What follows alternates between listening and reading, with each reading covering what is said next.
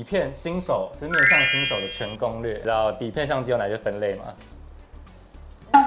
他没有看稿的。傻瓜相机、呼焦相机还有半格相机，对，所以现在有一些数位相机它也做旁轴，不要去拿。你那个不是啦，你那个没有光学观景窗啊，这个没有，你还硬要拿。它这个就是一般的富士，但是黑白底片还蛮多人自己冲洗的，然后搞一个暗房，然后自己在那边家里冲黑白底片，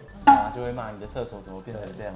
F1，还有个都市传说，曾经有个战地记者拿这台相机去前线，用它来挡子弹，非常尊爵不凡的系列，叫做 Countess。呦。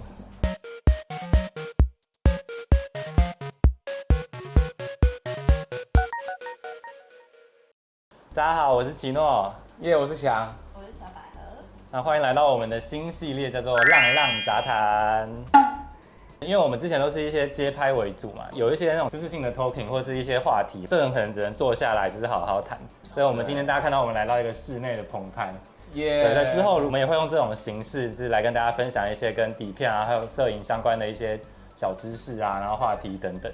因为还是有很多观众有反映说，好像其实我们都没有讲的太多，可能要让原本有接触摄影或是没接触摄影要如何进到底片，因为我们可能有讲一些像过片啊之类的专有名词，大家会不太懂，所以我们想说先开一个系列，让大家可以好入门底片这一个坑。比如说小百合就是完全不懂摄影这件事，然后每次我们就是出拍摄，他都不知道我们在干嘛。负责对，或是我们也有一些粉丝就是有说，他可能是摄影师，可是他都是玩数位的，所以他真的对底片的名词都不太懂。所以我们今天就想说特别来做一集，就是底片新手，就是面向新手的全攻略。然后我们会来介绍一些不同底片相机的种类啊，然后不同的底片胶卷的种类和给大家一些就是底片相机的选购建议。大家知道底片有不同的片幅嘛，就是还有一些中片幅、大片幅，但通常大家一开始接触应该会先从135底片。但其实我不知道底片有不同片。我们平常在拍这个是135嘛，对，然后还有一个更高的是120，就你会看到有些人拿着那种长方形，我知道怎么跟他讲了，就是比如说你知道 Photoshop 不是有画布大小，对，所以你那个画布就是越大就是片幅越大，你的那个感光元件更大片，所以你的那个东西可以更细致，这样简单是这样讲，但其实片幅也是牵涉到蛮多复杂层面，就包括焦段或景深等等。对。但简单讲一个，就是我们现在大家在拍135是比较便宜的。135通常平均大概拍是36张或72张，入门型它就有24或27的那种。像是我不知道你们去过那种博尔，它不是会有那种很大片幅的一个很大的相机，然后帮人家拍收多少钱？那个就是一块布进去，然后这样。你知道那个吧？就是或是以前那种电视应该有看过这种画面的那种，就不是我们今天讨论的范畴。那个就是它就是画质会更好，超精致的，可是它就是成本然后很高，也大片幅相机通常你也没办法带着走，你要用一个车什么推出来这样。想要问一下百合，你知道底片相机有哪些分类吗？我不知道。他没有看稿的。好，我知道，我跟你说我有看稿，因为我知道，我也知道是傻瓜相机。好，那我来讲一下底片相机的种类啦。底片相机，如果你以大的分类来说的话，大概会有单反相机，就是单眼相机，大家最常见的长轴相机、傻瓜相机、呼焦相机，还有半格相机这几种大分类。你就慢慢把它拿上。长轴相机、单眼相机和呼焦相机，它们是设计结构的不同，但是像傻瓜相机和半格相机，它就是以它的性质分类啦。基本上买到大部分的傻瓜相机，它其实同时也是旁轴相机，它并不是说每一个分类都是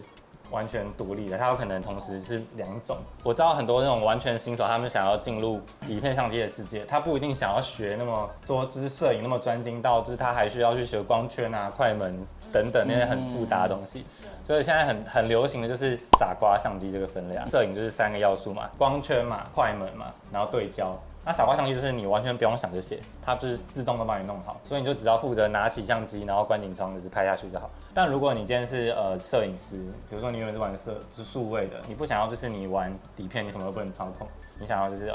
我可以控制我的景深啊，我可以控制光圈、快门的话，那会推荐大家就是从单反相机跟旁轴相机开始玩，然后你可以挑有一些手动操作功能的，比如说光圈、快门可以手动，而不是说全部都只能按下去，什么都不能调。对，跟大家说单反相机跟旁轴相机有什么不同？单眼相机如果是你是玩数位相机，大家可能很常见的，就是以前那种Canon 700D 啊什么的，这种都是单反相机。那它就是里面会有一个反光镜，就是你从你的观景窗看出去的视角，就是完全就是你镜头的视角。但单反相机它的缺点就是因为它里面要装反光镜的关系，它会比较笨重一点。那它通常也是性能最强悍的旗舰机种，就是它的像镜头也是可换的。通常在单眼相机上面，就是它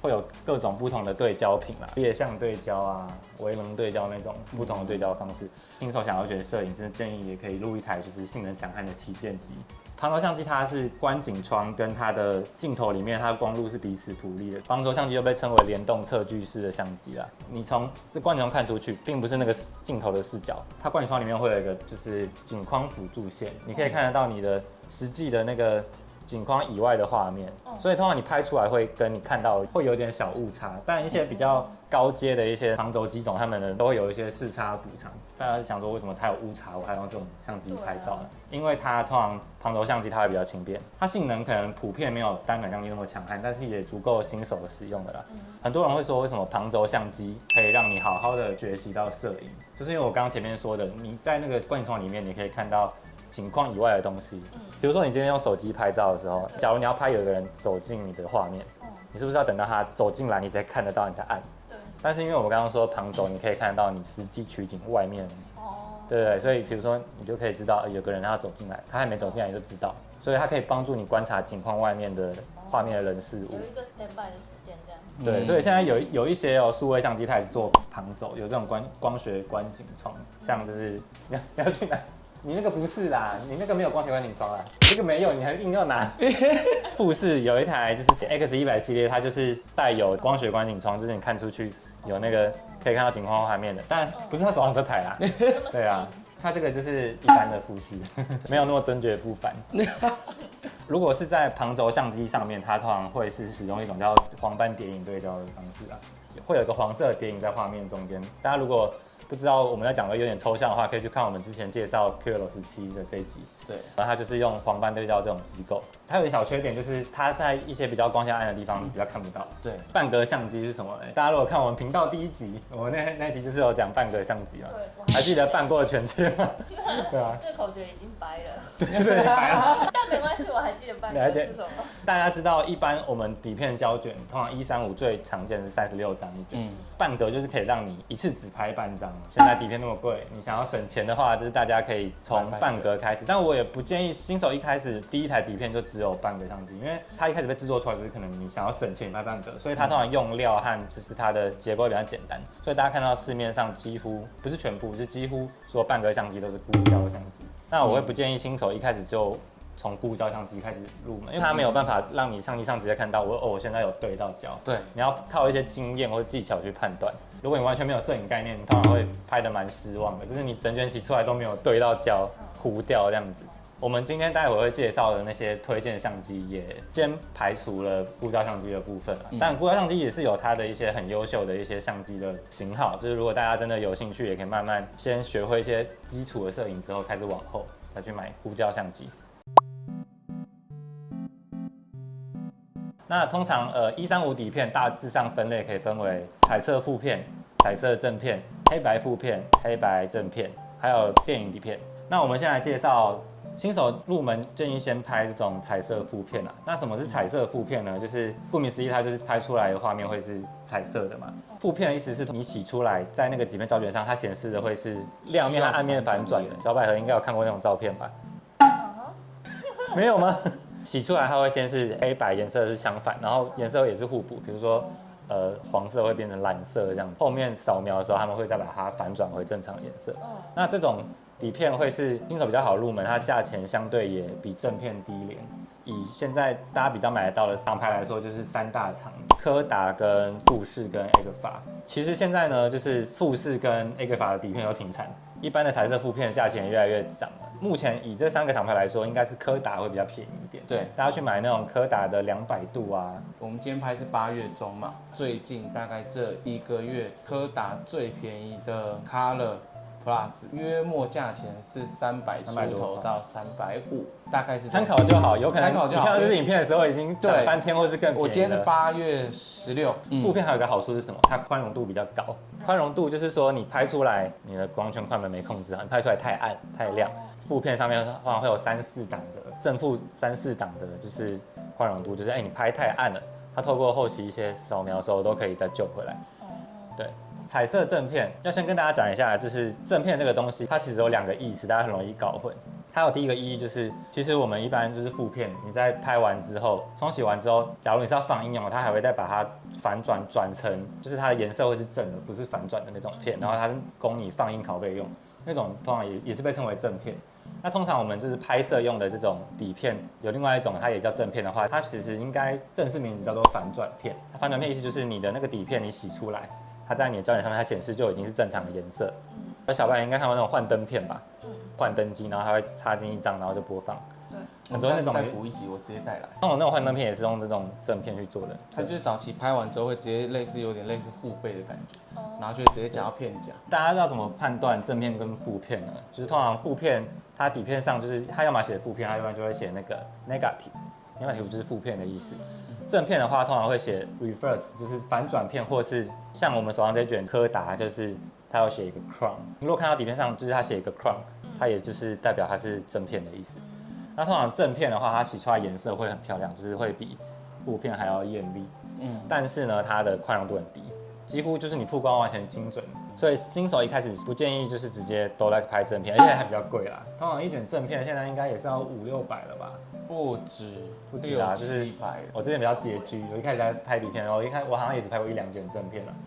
对吧？但如果新手就是很想要玩看正片的话，建议就是买那种傻瓜机。那傻瓜机你就不用担心什么太暗太亮，那就可以拿来玩正片这样。我这也是仓库挖到的正片。黑白片的部分就是顾名思义，它洗出来就是黑白的，就是在底片发展史它比较早期还没有彩色出来，就是市面上都是这种黑白底片嘛。黑白底片的话，就是它也是有分正片或负片的。我其实自己是没有拍过黑白的正片，但我知道有这种底片，也不便宜。我也没拍过。看你有没有特别想要去玩这种黑白摄影嘛？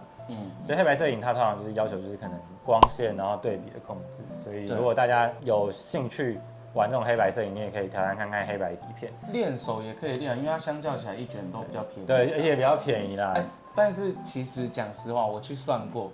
就是你买的价钱便宜，但是冲洗的费用都比较高，所以换算下来其实好像没有差到太多。但是黑白底片还蛮多人自己冲洗的。哦，对了，它需要的用药水和技术比较简单，所以其实也很多人自己家里就是搞一个暗房，然后自己在那边家里冲黑白底片，然后就会骂你的厕所怎么变成这样。如果大家是玩黑白负片的话，像 Ilford 和路来，其他其实也有出很多他们自己的黑白负片。还有一种底片现在很常见的叫做电影底片。大家知道以前那种电影都是用胶卷拍摄的吧？不像现在都是用数位的。以前拍胶卷电影时代遗留下来非常大量的电影底片，拍电影拍片用的。但因为现在大家也知道彩色一般的负片越来越贵了，所以大家就是现在会把这种电影底片，可能原装它是一大捆一大盘的，很多玩家他们就自己把它裁成小卷的，然后自己拿就是可能手边的一般其他片壳分装。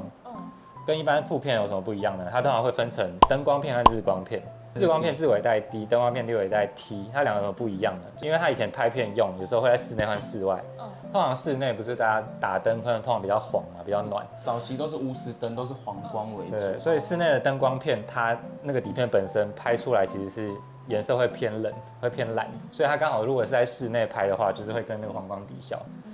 所以，但你如果拿这种底片去外面，就是户外拍摄的话，它就会拍出来会蓝蓝的。那反过来呢，就是日光片，就是拍出来会偏暖，那就是适合在一些比较冷光的环境下去拍摄。拍这种电影底片去送洗，你要注意一件事情哦，因为以前是为了电影放映，他们那个放映机顺畅，他们通常会在电影底片上面抹一层石墨层，就是在过那个底片的时候会比较顺滑。但那个石墨层其实是你去一般底片店家冲洗，它会污染他们的药水，所以他们通常会要说一个步骤，是他要把上面石墨层除掉再洗。你去洗底片的时候，它会收费比较贵。最近有出那种已经除碳过的电影片。那为什么大家现在会那么趋之若鹜，很常看到有人在拍电影片？就是电影片比较便宜，就是他们就是自己分装出来的。那大家可以看到，像我手上这种片壳啊。你如果在市面上看到有那种各种五颜六色、奇怪设计的那种片壳，它通常就是电影片那些底片店家自己做贴纸，然后去把它印上去。那其实它内装可能就是某个柯达的500T 电影片啊、250D 啊之类的，去分装的底片，大家自己买的时候可能要在购买的时候要注意一下它你也不知道你买的那个卖家他是怎么分装，还是说他们其实过期了，你也不知道，比较没有保障啦。对，所以如果新手完全没有碰过电影底片的话，建议就是没有拍过电影片，现在收的话，你先不要收那么多，对你先收一卷拍拍看，会不会拍出来有什么问题，或是你觉得它那个洗出来偏冷，其实你不喜欢，偏蓝你不喜欢。今天现场就有百合这个完全不懂底片的新手，所以然后我们就尽量讲到连百合都听得懂的程度。好，我现在手上的是一台最典型的那种底片的单反相机。那其实你看到其他不同的像旁轴什么，它们其实上面会有的一些结构都差不多，它可能设计不太一样，但基本上一定都会有这些东西。首先前面就是镜头嘛，这没什么好说。然后我们看到这边会有2个东西，通常左边这边会有看到有一个这种箭头，它通常会是相机上面的回片杆，然后右边这边会有一个是过片杆。怎么操作呢？我先给大家看一下，像这种一般的单眼相机，它这边会有一个回片杆嘛，你把它拉起来，往上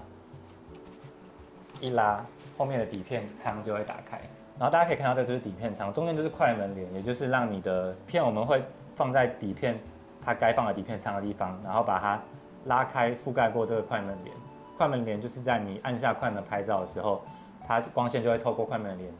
到后面映照在底片上面。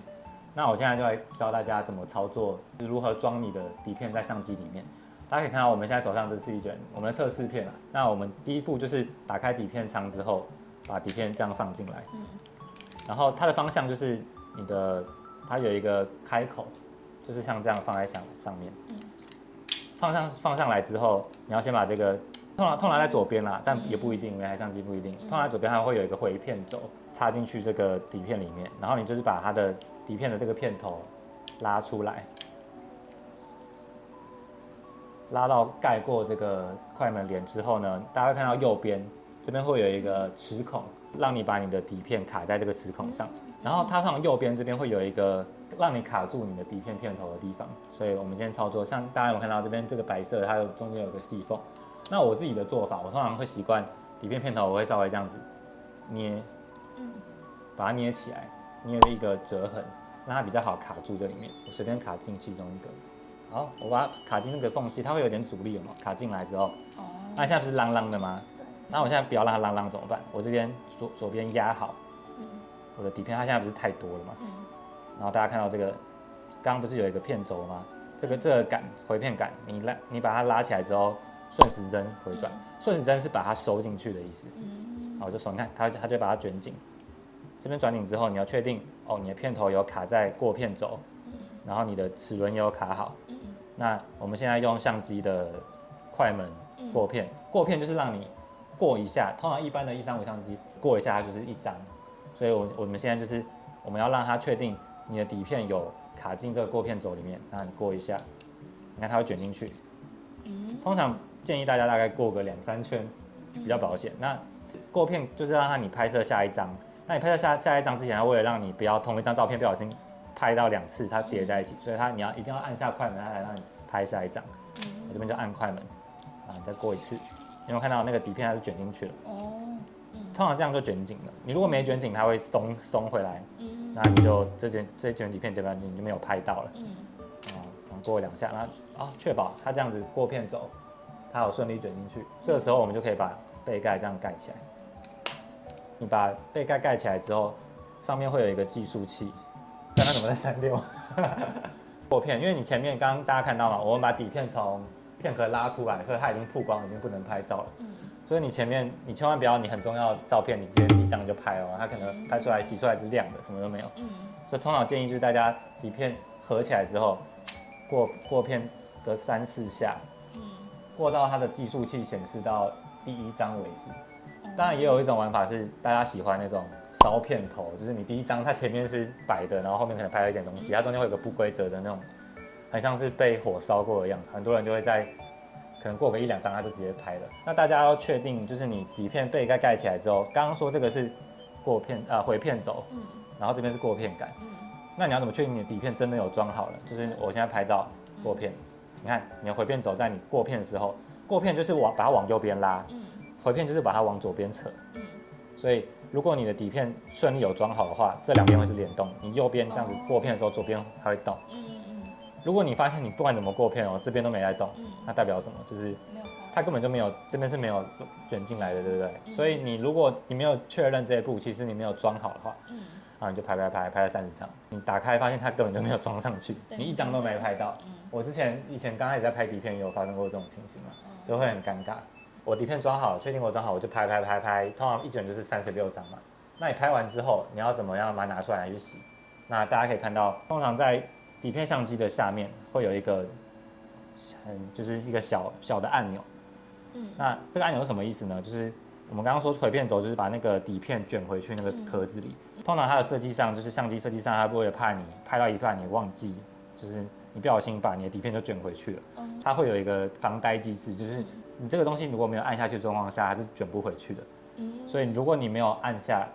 这个回片钮，你就直接回片的话，你会把你的底片撕扯，就是会伤害到底片。所以你现在拍完36张，对不对？我今天要拿去洗，我一定要先在底部把这个东西按下去，确定它的回片钮有陷进去之后，你就可以开始把这个回片杆拉起来，顺时针就把它卷回去了。你看它就会往回卷，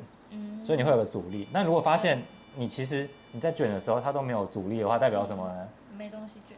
代表要么你卷个几下它就进去了，代表你没有上好。如果你从一开始怎么卷都是没阻力的话，代表你有可能因为它刚36张拍完之后后面就没有了嘛，然后你要硬过片，就是通常你拍完之后你过片会过不过去嘛，因为里面没有了。你如果硬过片，有可能把它扯断，扯断以后它这边就没有连接了，那你当然怎么卷它就没有阻力。那这种状况呢，大家也不要慌，千万不要把背盖就打开，断了吗还是怎样？我会建议大家，如果真的你很想确认到底发生什么事的话，你去可能找个厕所或密闭的房间，完全没有光的地方，你就是把它折起来，然后打开来这样摸一下，就是你卷，它中间还是有底片哦，那代表你应该是卷断了。如果是你已经把它收进片壳，你会发现中间其实是没有底片。但傻瓜相机会自己卷，对不对？傻瓜相机里面有马达，它会直接帮你做好全部的事情，你也不用过片，你拍一张之后你也不用去过那个一下，然后你就这样卷，然后卷到后面就是全部卷进去之后就会没阻力。如果你回片顺利，你会发现一开始有阻力，转个几圈之后，很顺，然后你打开之后，它就是会连片头都没有，片头都没有了，然后它就是你就可以拿那一卷去你家附近的冲洗店家，或是你如果自己会冲洗底片，就可以在暗房拿取出来洗了。那冲洗店家的这个部分的话，像我以前自己一开始玩底片的时候住在台北，我那个时候都会跑去台北车站附近的林屋数位冲洗或是紫罗兰。那这个之后我们再拍一集跟大家介绍一下有没有我们推荐一些底片店家。现在可能比较少啦，因为现在玩底片的人比较少，但可能每个县市都还是会有至少1-2家可以去冲洗底片的店家。那接下来我们来为大家介绍一些2万元的这个区间内一些推荐新手使用的底片相机。那一开始新手就除非你家里有矿，那不建议就是一定要买到那么贵的相机啦，也不代表说我们没有推荐到的相机它就是不好的底片相机。同样价位下，因为我们今天篇幅有限，我们不会讲到太多台，但其实在我们介绍的以外，其实还是有很多非常优秀的底片相机。我们今天介绍的通常都是适合新手使用，然后可以跟大家好好来推荐讲解一下。但新手的话，大家可能现在去底片行常常看到那种即可拍，有没有？就是新手真的不太建议你一开始用即可拍来练习你的底片摄影啦，因为即可拍他们通常就是它造价因为很低的关系，它的光圈是不可控的，通常光圈可能会在8或以下，就是8或9，它的光圈非常小，代表说它晚上几乎拍不起来。所以它都会附闪光灯，他们会附闪光灯，但通常效果也不是多好嘛。你自己想，那个相机拍完一卷就丢掉了，然后又有塑胶镜片，通常那种即可拍啊，它的对焦也是泛焦，那个意思就是说它也不能调整你要对焦在什么距离，所以他们都是用一个很小的光圈来去抑制它那个景深不会糊掉，因为新手是他第一件事他一定不想糊掉，对，所以它的光圈才那么小，对，所以真的不建议新手用这么阳春的那种即可拍相机来练习摄影啦。所以接下来我们会推荐一些像刚刚提到傻瓜相机啊、单眼和旁轴相机。第一个区间的话，我们现在介绍就是可能大家先入门，然后还没有那么多预算状况下，然后1000块到5000块内一些底片相机啦。那因为我们这边没有，我们手上并没有全部的型号，对，我们不是开店的，对，所以我们今天有带几台，但有一些我们提到就是有一些我自己有用过，然后但我现在手上没有，或是在放照片，或是我自己没有用过，但是我自己有研究过，的确它是大家都推荐的相机。那第一台就是 Olympus 这个牌子有一台叫做 Muse2 的这个相机，可以讲就是那种新手，就是那种不懂底片相机，就第一台就说，大家有推荐什么新手玩的傻瓜相机吗？然后大家就会跟你说喵兔，那个念起来像喵，大家就会把它昵称叫做喵兔。那它就是一台有点像是我们这台今天带的那个 S9 mini 一样，就是一台很小巧，它也是滑盖式的一台傻瓜相机啦。现在它的市价大概二手价大概3-4千左右，小小的一台相机，但它有曝光补偿功能，有基本的生活防水，就是你有时候被雨喷到，也不用怕忽然坏掉。防泼水，然后它的胶段大概是35mm的定焦和最大光圈f2.8。喵兔这个系列它其实是有变焦喵跟定焦喵啦，但通常就是定焦画质会比较好，市场价格比较高，大家比较推荐入手会是定焦的喵兔。它之所以叫喵兔，就代表前面有一台叫喵1嘛，喵兔就是它的下一代，但喵兔它的那个最大光圈啊和它画质表现其实都是比第一代好的，所以通常现在市面上比较常看到大家在收喵兔。但因为喵兔太多新手喜欢了，然后它常常价钱被炒到很高。我有看到一台卖5-6千块，就是你看到有人在卖，然后它超过我们今天讲预算范围太多，我就不建议大家去购买。就是除非它的机况真的非常好，或是你就是想要一台，它有的是那种纪念款或是全新，对，全新还是有，但是就如果大家真的是有这种特殊需求的话，那我不建议大家花太超过那个预算价钱去买这样子那么贵的相机。那再来是一台叫做日本推出的一台叫现场监督的这个系列的相机啊，我不知道想有没有用过，我自己没有用过，但我有朋友很喜欢这台相机。我曾经有一度想买过，但后来有挡住那个欲望。现场监督还有出数位的哦，有 CCD 哦。我不知道它数位的。有。那为什么它叫现场监督呢？这个相机就是它比较特别，它是日本那边发展出来，就是以前他们在工地现场还要使用可以拍摄的相机，就是这种客群他们最高需求就是它需要它很耐操，它不小心掉到地上摔到都不会怎样，然后防水什么的。所以他们通常它的镜头会是一个密闭式的，然后很坚固的设计，它一样是防泼水，对，它就会有所谓的3防，就是防水、防尘、防摔，这样的相机。那它同时也是一台傻瓜相机，就是你也不用去调它对焦什么的，还受蛮多新手欢迎的，就是造型也蛮特别。今天他跟朋友去海边玩，也不用担心这个相机多娇贵、多脆弱，一泼到就挂掉了。对，那还蛮推荐你就是买这样子的，就是现场监督这一系列的相机的。它现场监督其实它是有很多型号啦，今天要讲的就是它28mm，然后f3.5光圈的现场监督的相机，像我们听过28mm其实算是一个街拍黄金焦段。对，它28这个数字，它介于在一个它有一点广，你可以在路上街拍，但是它又不至于广到很变形，因为它颜色蛮好看的。我记得它有出一些像亮橘色啊，还有什么酸菜色。对，但有些藏蓝色，有些现在是后期很多的很好去做。我超常在音乐季看到有人背现场监督，对，它有一些好看的颜色。那它的价位也跟刚刚差不多，也大概在3-4千块，它也不是很贵啦。甚至我看到底片社团看到二手2000多都有。一样就是大家这种入门机，你不要买到那种太贵了。接下来要介绍的是单眼相机、单反相机的部分。那今天我们介绍2台相机，第一台我们现在讲，我们今天有带来的这个 Pentax NX啦，它的一机一镜的价钱大概也是会在4000到5000，你就可以买到一个机身加上一个它大概是50，通常会是50mm 左右的一个标准人像镜，51.8.4。它的比较好处是它通常还蛮小巧的。然后像我的手上这台 NX， 它是机械快门，大家知道快门它驱动通常就是有电子的，它需要有电池才能用的，或是机械的。机械就是你完全不用任何担心它没电，你都可以使用。那我自己在收这种单反相机，我都很喜欢是比较是机械的相机，因为就是你今天有时候放久不用，或是没电了，你都还是可以拍摄。因为如果你今天是完全是电子快门的那种相机，你会发现它如果没电哦，你按快门下去它是没反应的，就是没办法拍照，你一定要去换一个电池才能拍。所以就是如果大家想要一台很耐用的话，就还蛮推荐就是用这种机械快门。然后像我这台 NX 的话，它有测光，就是装电池之后，它的那个观景窗里面它会有 LED 灯，跟你说你现在过曝、过亮或过暗，然后你再自己调光圈快门去把它调到正确的指示。NX 它的最高的快门速度是1000分之1秒啦，是没有到非常快，可是我觉得它就是小巧，然后机械快门，然后加上它价格也不高，就是蛮推荐大家可以入手。Canon 的 A1，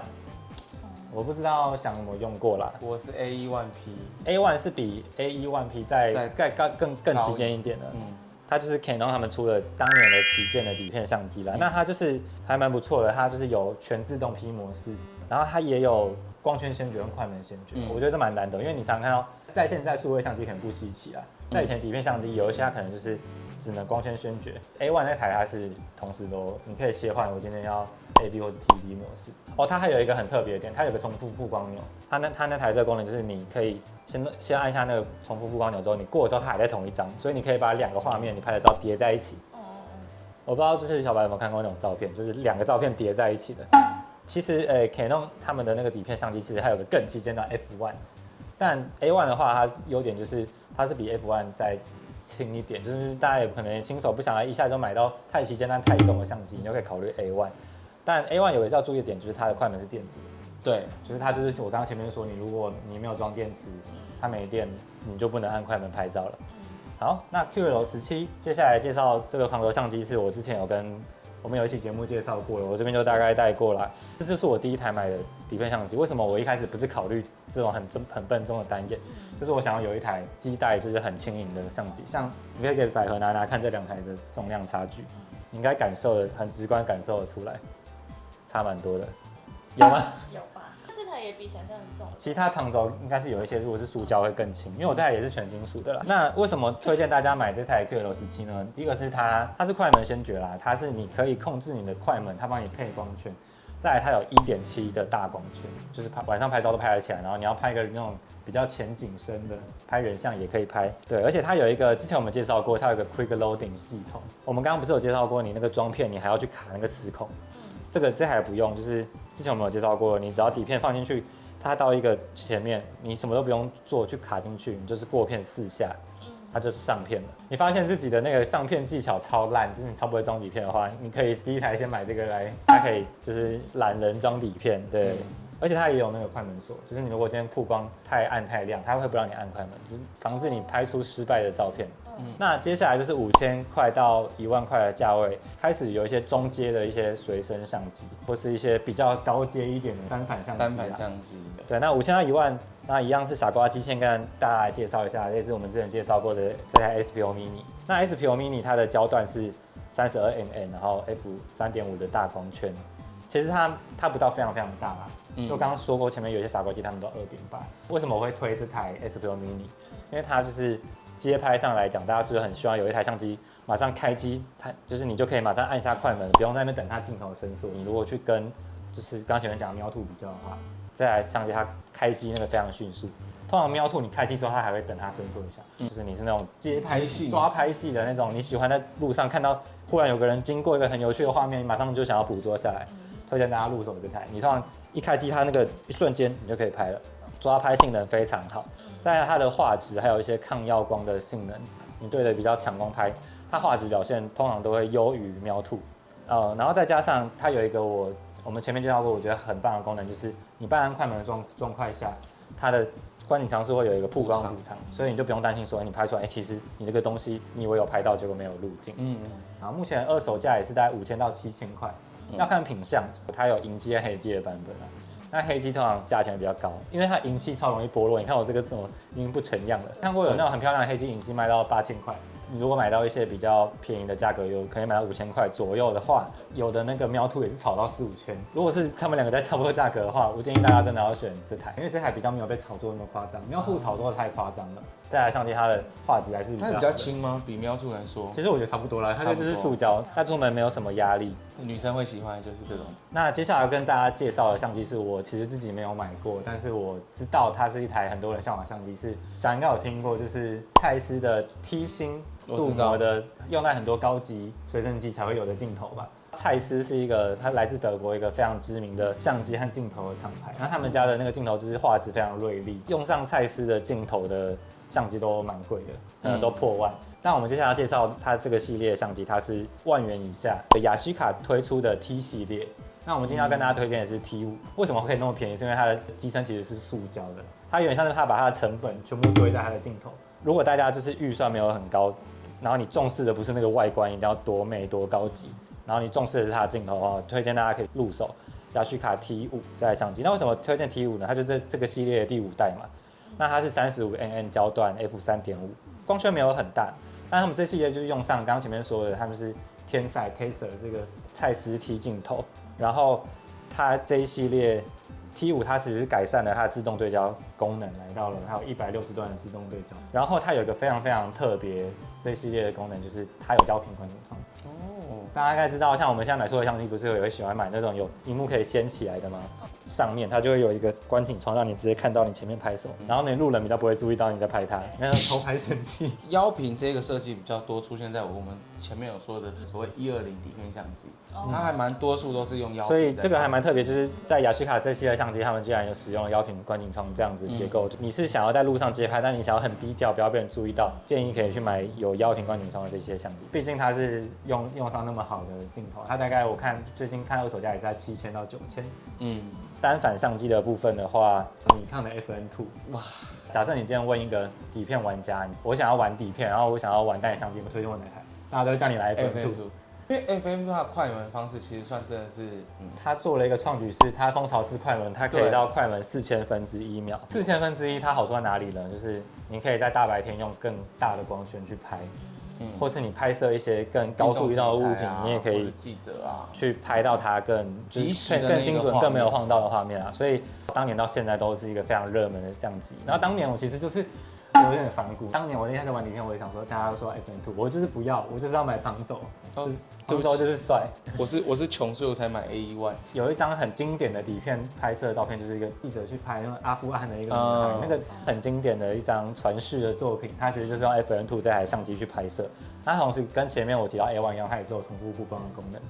那它目前一机一镜的话，大概也是7000到9000了。介绍另外一台相机，它也是 Canon A1 的老大哥 F1。Canon 他们以前底片时代出过旗舰机里面算非常非常旗舰的。F1 上面还有一台 New F1。New F1 就是价钱又会再更上去，它性能又会再更高一点。但其实以一般来说 ，F1 我觉得很够用了。这台相机它设计理念是极致的坚固、极致的耐用。它是机械快门，你没有电也可以拍。它在各种极端环境下其实都可以使用。它有个都市传说，曾经有个战地记者拿这台相机去前线，就是那种战争前线去拍照，用它来挡子弹。有一颗子弹打到它，然后它就没有受伤。坦克一样的相机，你可以拿来挡炮弹哦。它其实本身的性能来说，它也是可以用到2000分之一的高速快门。在那个时代下，就是 FM2 有多黑科技。你看人家 F1 都才2000，它可以4000。如果你今天真的追求非常非常非常极致的耐用度，那我觉得大家可以去选择 F1。那接下来要介绍一台我也很想要入手，但一直还没买，它是半格。我们刚前面说半格很多，它都是呼叫相机嘛。那这台相机很特别，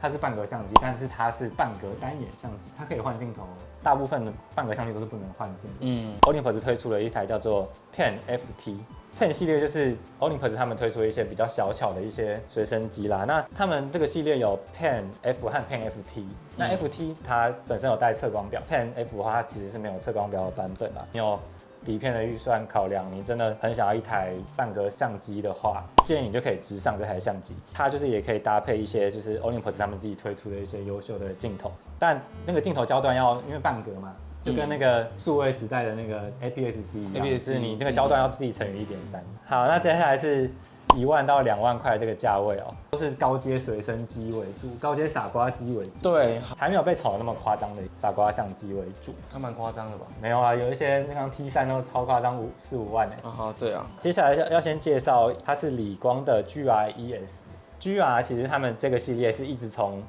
底片时代，它到数位时代，它的样子都没有变过哦。到现在的最新的 GR3、GR3X， 它也是长得就是这个样子。我手上这台是数位的 GR3啦，然后他们一直以来就是祖传的28mm，然后光圈最大光圈2.8，它是一台在摄影发展史上面非常非常经典的街拍相机。这系列他们都是傻瓜相机，但他们有一个他们自己独创的 Snap 模式。你开启这个模式下，你的相机它会预设在2公尺的对焦，然后它会自动帮你缩到比较小的光圈。这个好处是什么呢？就是像我们刚前面说到很多即可拍，他们现在也是这样设计的。就是你只要走在路上，你要街拍，你完全不用对焦，你只要开机，你按下去，你路上直接什么都不用想，拍下去就好。GR 系列有一台叫 GR21，有一个很知名的日本摄影师叫森山大道，他就是超级爱用 GR 这个系列的相机啦。那到数位相机时代也是非常多明星，他们都喜欢拿数位的 GR 相机，也是网红机。对，也是被炒得很夸张。大家如果你有在玩数位相机，你一定不会陌生，就是 GR 这个系列了。底片时代它推出的第一个 GR 的系列款式就是 GR1嘛，但 GR1 在后面又推出了